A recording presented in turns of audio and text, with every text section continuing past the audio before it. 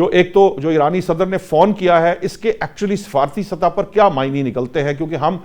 جس طرح کی کوششوں میں مصروف ہیں، کہا یہ بھی جا رہا ہے کہ پاکستان اس وقت وہ واحد ملک ہے جو امریکہ اور ایران کے ساتھ بیک وقت جو ہے نا وہ بہتر جو ریلیشنز ہیں وہ اس کو انجوائے کرتا ہے، اور وہ ایک ایسی قوت بن سکتی ہے جو ان دونوں کے درمیان کسی سیز فائر کی طرف یا اس نیگوسیشن کے اندر یا اس کو انیشیٹ کرنے میں بہت بڑا کردار ادا کر سکتا ہے، خاص طور پر جب ہمارے دوست ممالک میں مڈل ایسٹ کے اور عرب ممالک جو ہیں ہمارے ساتھ ہیں، ترکیہ ہمارے ساتھ ہے، اور سوائے اسرائیل کے باقی تمام ممالک کے ساتھ، ایون یورپین کنٹریز کے ساتھ بھی ہمارے تعلقات ہیں وہ بہت بہتر ہے۔ تو اس سچویشن میں جو اس وقت ہمارے سامنے ہے، اگرچہ حملے ہو رہے ہیں دونوں طرف سے، لیکن کیا آپ کو لگتا ہے کہ بیک ڈور ڈپلومیسی میں پاکستان جو ہے وہ بہت بھرپور کردار ادا کر رہا ہے اور کچھ کرنے میں کامیاب ہو جائے گا، جنگ بندی میں کامیاب ہوگا؟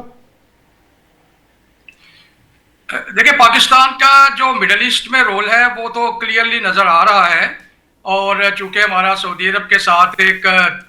دفاعی معاہدہ بھی ہے، اس لحاظ سے میں سمجھتا ہوں کہ پاکستان نے ایران اور خلیجی ملکوں کے درمیان میں بات چیت کر کے تو ایک ایسی فضا قائم کی کہ جس میں ایران کے خلیجی ممالک کے اوپر حملوں کے باوجود وہاں سے کوئی جواب نہیں آیا، یعنی کہ جنگ کا جو دائرہ ہے وہ وسیع نہیں ہوا۔